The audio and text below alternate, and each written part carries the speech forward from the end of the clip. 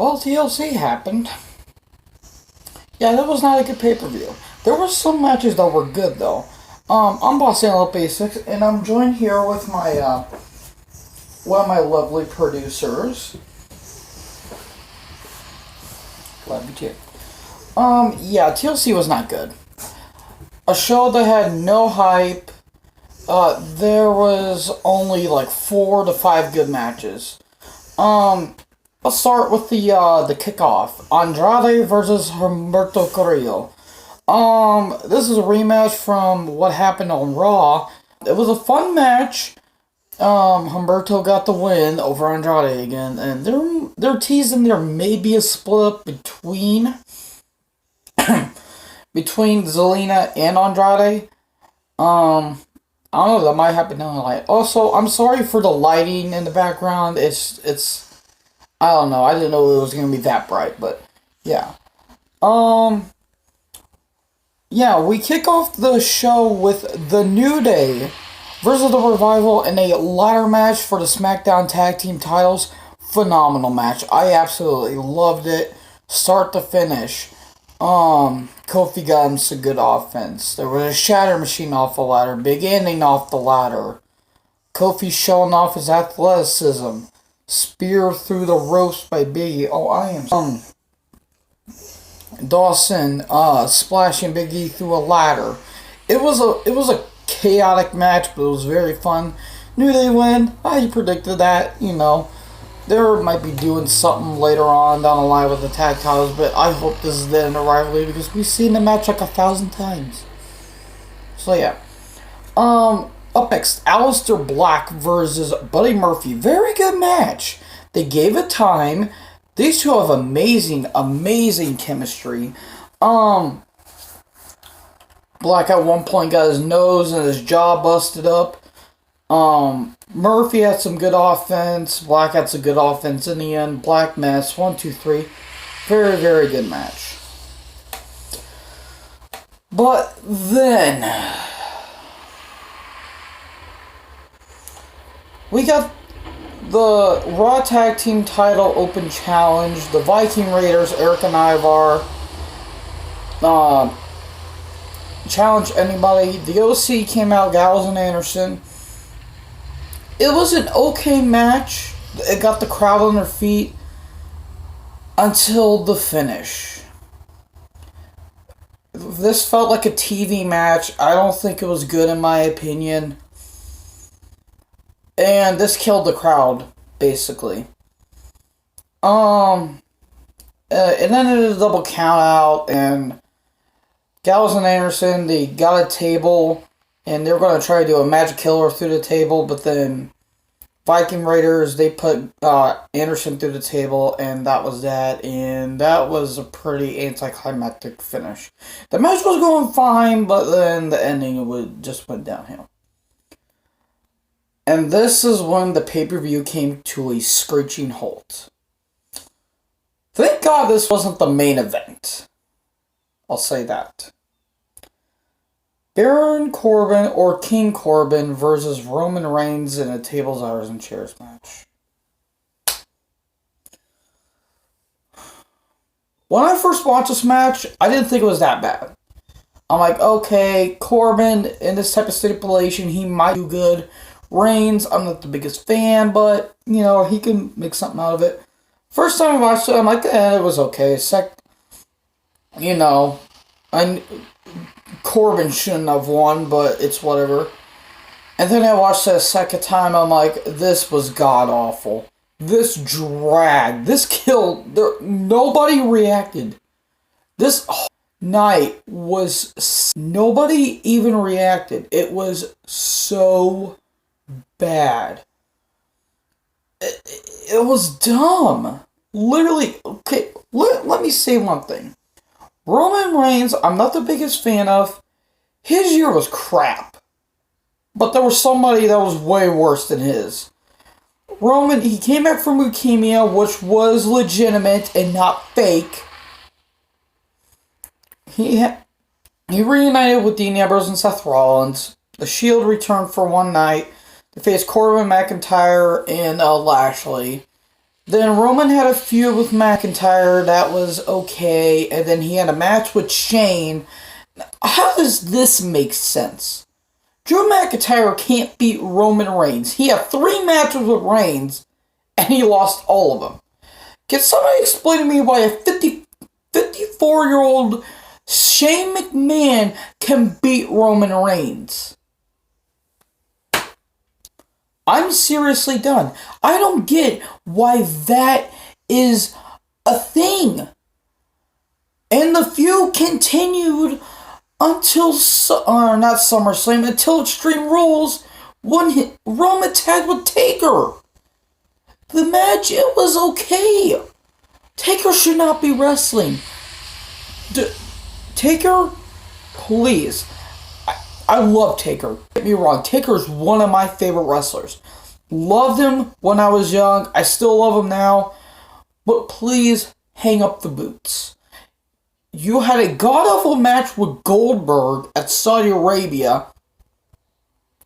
And then you had a decent tag match. Please. Vince, I hope you go bankrupt after this pay-per-view. This was a bad pay-per-view. And I didn't think it was that bad until I kept watching it.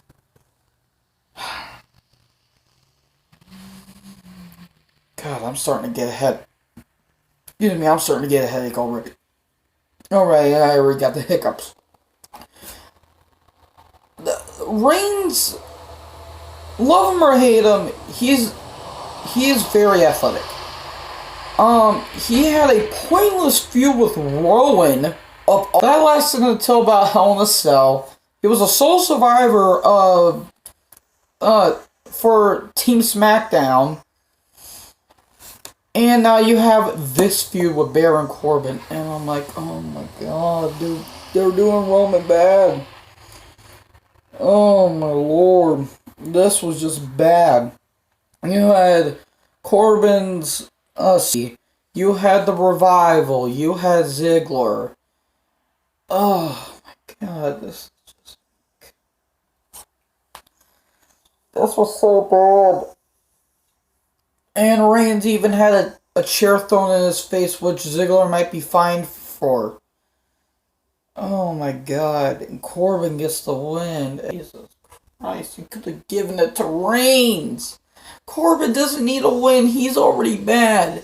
He is literally the worst wrestler of this year. Not the worst of all time, there's been way worse.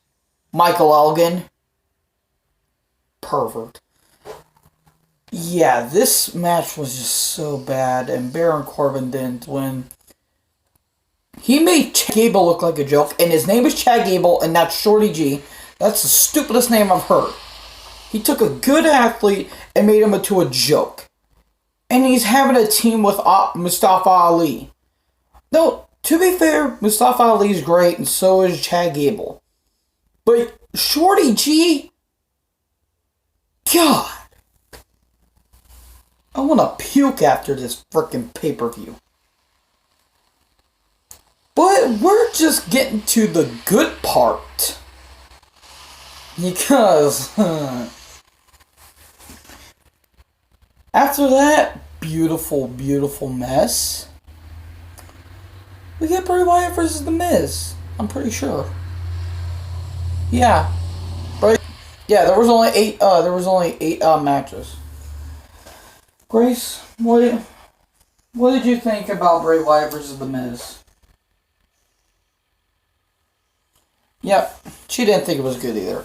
This was more of an angle more than a match. I mean,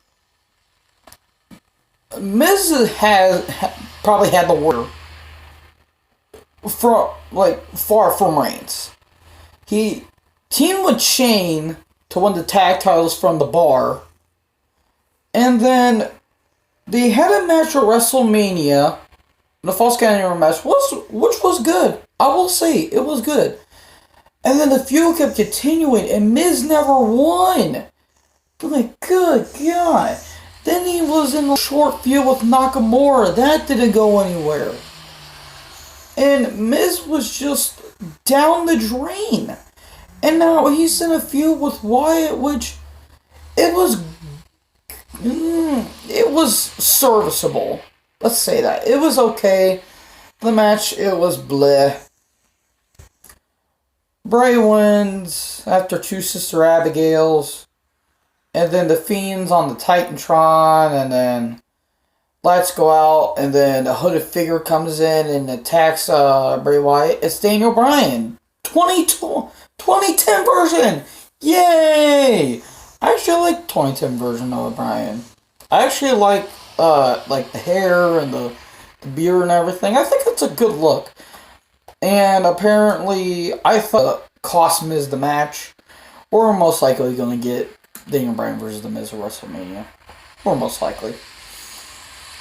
Hopefully it lasts longer than their Super Showdown match in 2010. That lasted about a minute and a half. So yeah. And this is where I nearly stopped watching the pay-per-view. I originally looked on the wiki, and I thought this was going to be the main event. But thank God it wasn't. Rusev versus Bobby Lashley with Lana in a tables match.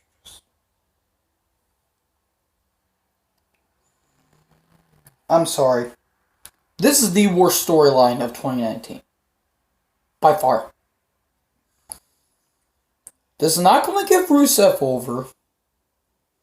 This ain't going to do anything for Lashley. Lana, she can do whatever she wants. I don't care. It's her life, not mine. This is nothing for Rusev. I swear to be the end of this feud. Please, I am begging you. We gave it a chance. That's the worst part. We gave this feud a chance, and it's all gone down the crapper. I cannot believe how many times I've literally watched people about turn the TV off every time Rusev, Lashley, or Lana are appearing on the TV. I nearly stopped watching Raw, but I'm going to continuing to watch Raw because there's a couple good things about the show. But after watching this pay-per-view, I nearly stopped watching Raw. Just good. There was a guardrail at one point that got used. It's just... Lana interfered, and they kind of botched up the ending where Rusev was apparently supposed to get speared through the table, but he didn't do anything, and then Lashley suplexed him through the table, and the table literally disintegrates, and Rusev deserved the win. If his contract's not written up by the time this is over, then I don't know what. Rusev should leave. You think Rusev should leave? Yeah, she agrees. It's just... Thank God that wasn't the main event. The main event, which is actually going to be the second time in 2 years. The Kabuki Warriors, Kairi Sane and Asuka versus Becky Lynch, Raw Women's Champion, and Charlotte Flair. The second time that the women are main eventing TLC. Last year, Asuka, Becky, and Charlotte, they literally tore house down in that incredible TLC match for the SmackDown Women's Championship. And compared to this match, it was good. I would say it was better than their original encounter at TLC 2018. But this was pretty good. Thank God it was the main event, but it wasn't the final segment. Oh boy, I'll get to that. You had a rope at one point that was literally whipping. I got one question. Is everybody okay after this? Because everybody got a concussion. I think Flair got it the worst. That or Kyrie. I think Flair got the worst. Like, near the end of the match, everybody was legit lost. And the bumps that they took, the tables that broke, literally everybody was legit hurt, and I hope everybody is okay. Because I love all of these women, except for Flair. She's good in the ring, she just gets overused. That's what I'm saying. Yeah, this was a very good match. I hope everyone's okay because those bumps, they were pretty brutal. I will tell you that Kabuki Warriors win. I didn't expect Becky or Charlotte to win because that would just be random.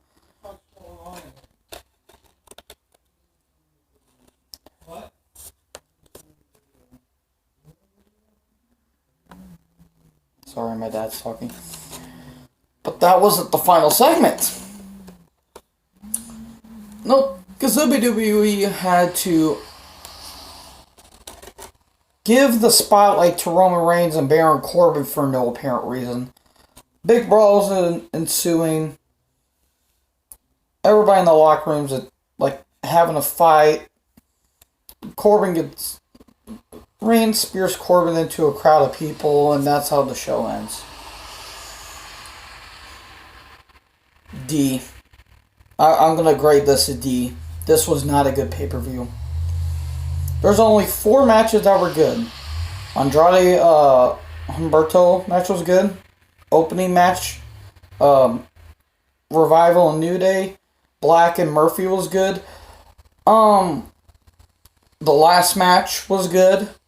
OC and Viking Raiders, it was solid, but then the ending was bad. Rusev Lana Lashley storyline, just scrap it, please. If not, then I'm not one anymore. You have no idea how it makes me mad. So yeah, D, this was not a good pay-per-view.